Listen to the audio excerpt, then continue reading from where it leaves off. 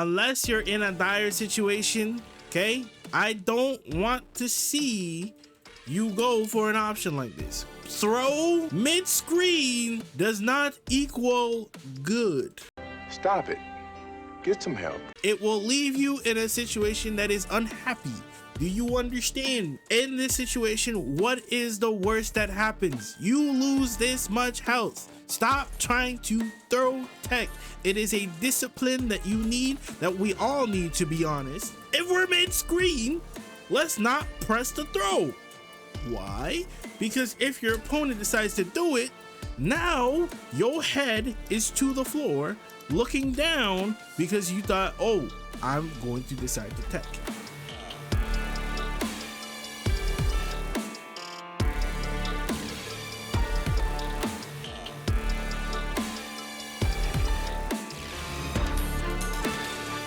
We're gonna make you cry for some mercy off of some good Bison play. With that being said, let's get into it. So the routing you took, good. Going for the steady medium punch into crouching heavy punch. If you don't know about this, just throwing this little tidbit of information out there. You generally, a lot of people will go for, in this situation, a steady medium punch into crouching medium punch, like so. And then go into this route. But the reason why going for the standing medium punch into the heavy version is that you can pull up like this. Now the reason why this doesn't work out is because when you go for the standing medium punch into crouching medium punch into you can't go into the heavy bomb storage, right? If you go this route, you can't get the heavy version, right? It won't allow you to get the heavy version. The other thing I wanted to mention about this situation here was the fact that when you went for your drive rush here, right? After your drive rush, you went for a drive rush throw. Now, while I understand why you went for this, I would prefer you went into your plus frames first, just to kind of stop them from incentivizing them to mash. Now, a lot of your opponents are gonna choose the try and mash afterwards, right?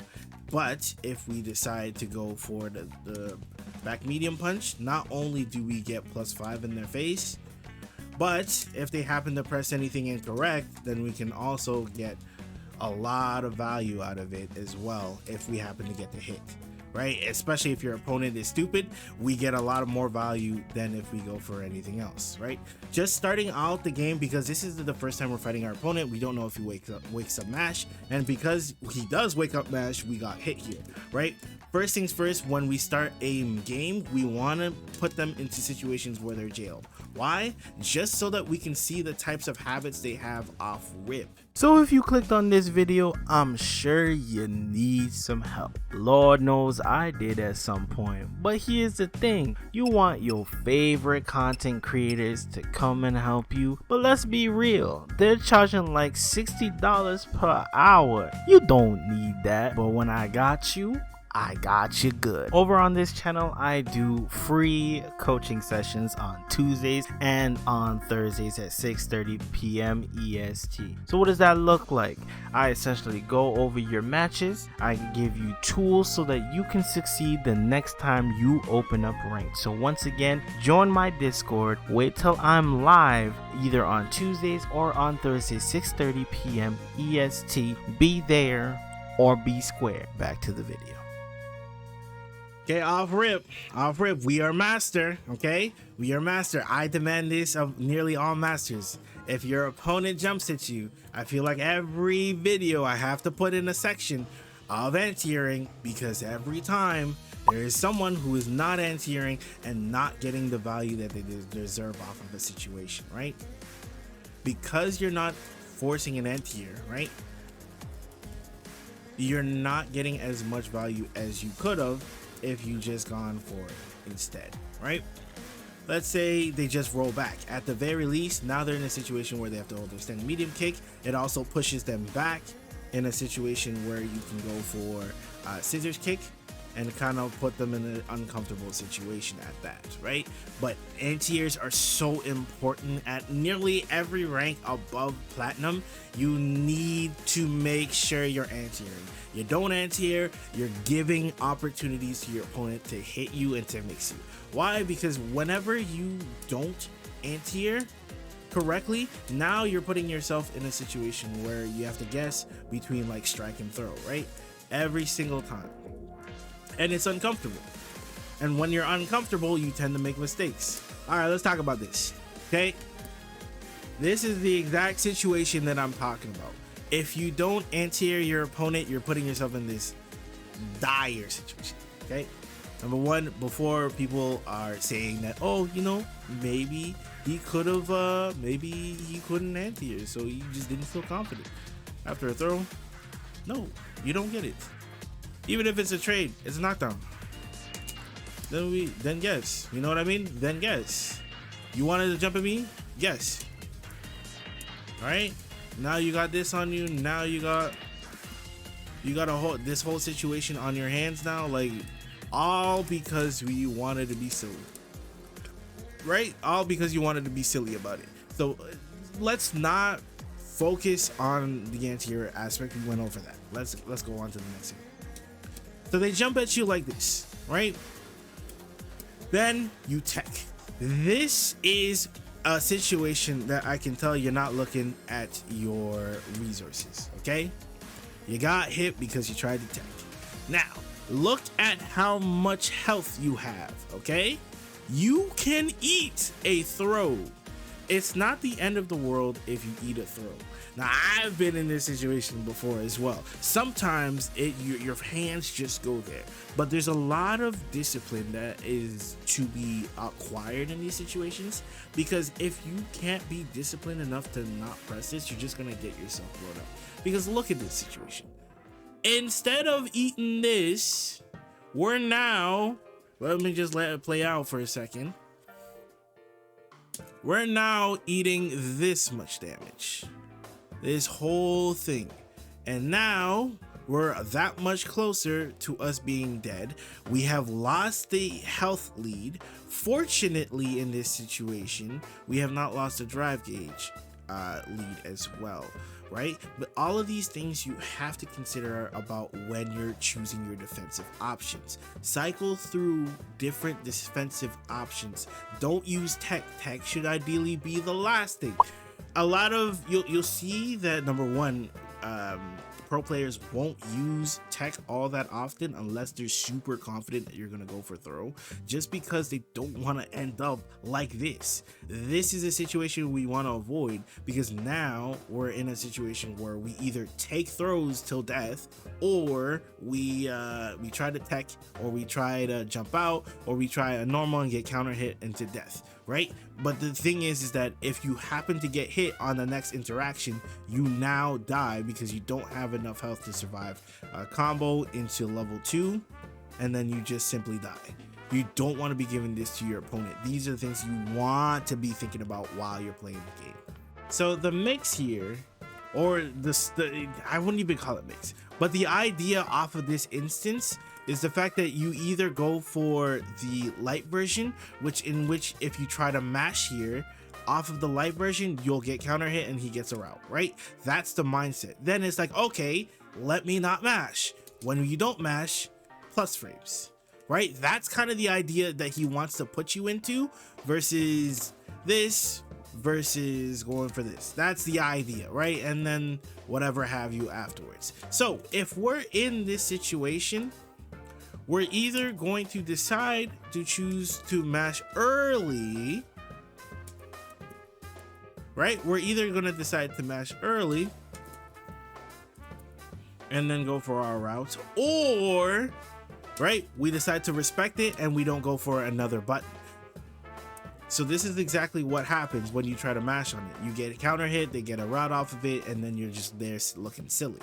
So it's either we try to parry afterwards, and then let's say after this, right, we block, we can take our turn immediately afterwards. Because the light one is only safe, if he goes for this option, we now have our turn, right? This is just basic Ryu stuff, because if you try to press off of that situation, you're just gonna get hit. Another decision that you can decide to make is you're gonna try and parry, right?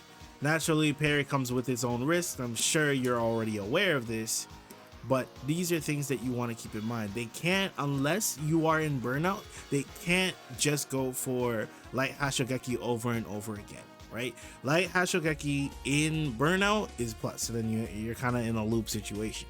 But aside from that, you don't necessarily need to respect, well, provided you didn't get hit, you don't have to respect that. If you block this situation, then you can take your turn. The other thing we need to talk about is your reaction to what happens after someone goes for something safe, right? Obviously, there's always a chance that your opponent is going to go for something like this where they go for parry, right? Either way, you should be trying to take your turn in some sort of manner. Going for jump here is probably the least amount of value, or aside from, no, not even backdash is not as bad, is because at least with backdash, you're not in a vulnerable position for very long. So in these situations, instead of just trying to hold up, looking for an opportunity to catch throw, if your opponent tries throw in this instance after being -3, even if you decide to press out normal afterwards, remember, throw takes 5 frames to start up, so it already takes them 5. We just do some little math right here. 5 plus 3, 6, 7, 8. It means that they need 8 frames to do whatever they do, right?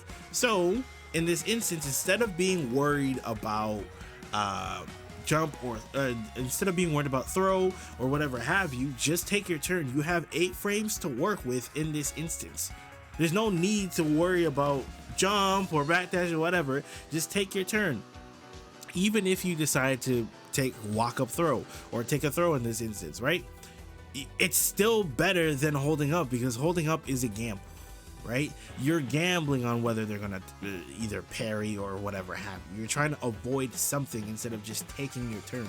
Take your turn, be more confident when you're playing this game, and you need to know frame data a little bit more convincingly. Just because they go for light doesn't mean that they're plus, or that they can go for throw or whatever have you, right? He's gonna tap parry. Now, the other thing that I want you to start working on is that your opponent is showing tech quite a bit. And if your opponent is showing tech, we need to make sure that we're punishing tech a little bit better. This was all kinds of unnecessary.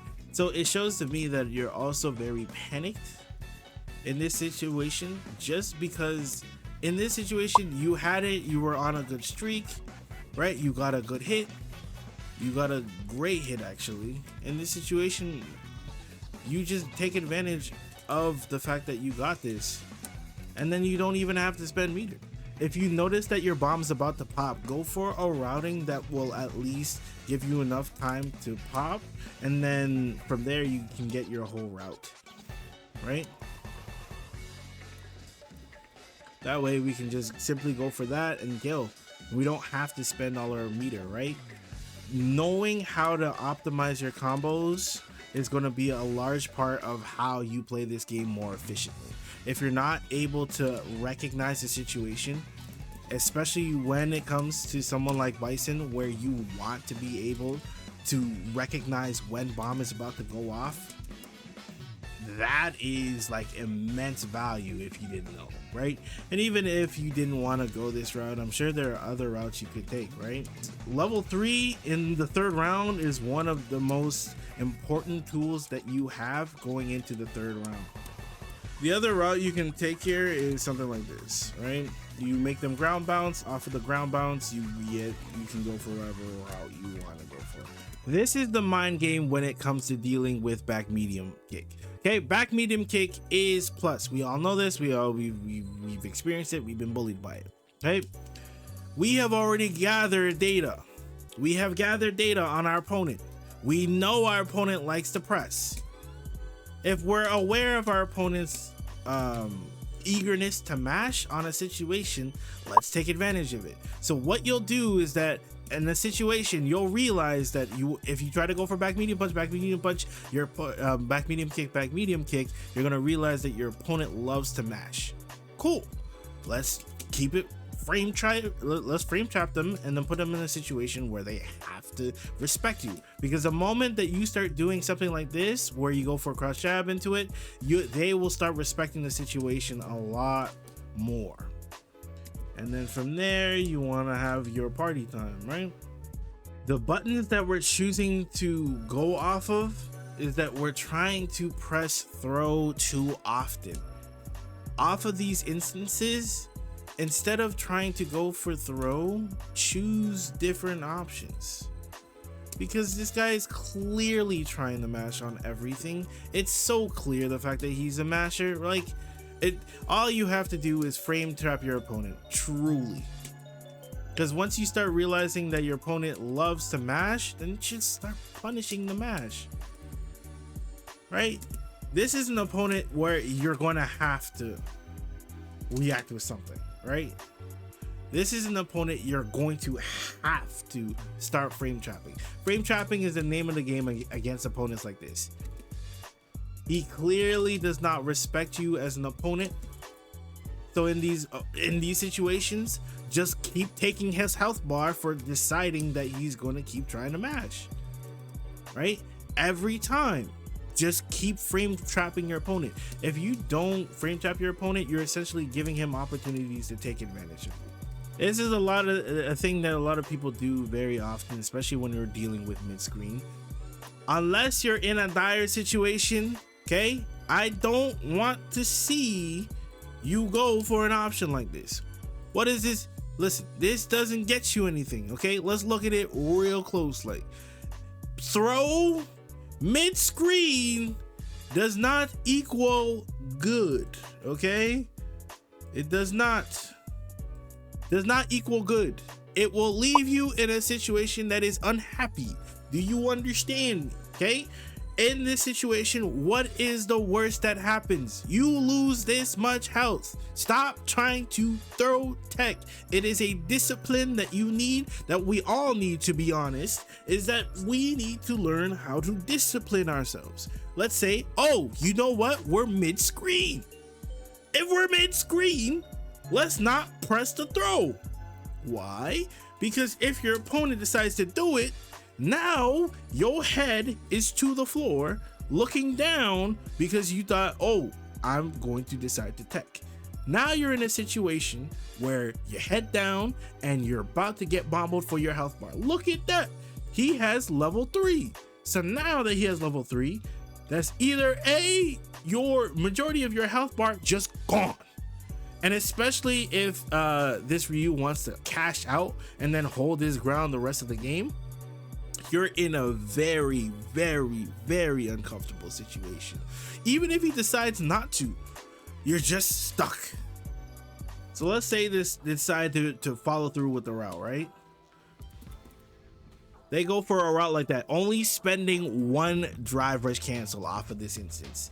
You go for this, look at how much drive gauge you have left, look at how much health you have left. Now you're in this situation here. You're unhappy. Why?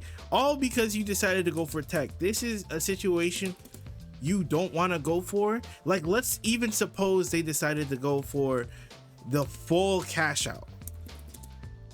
If they go for the full cash out, you're even in you could technically make a comeback because he's in burnout and has 0 drive gauge, but it's very uncomfortable, right? It's very uncomfortable to make a comeback from there.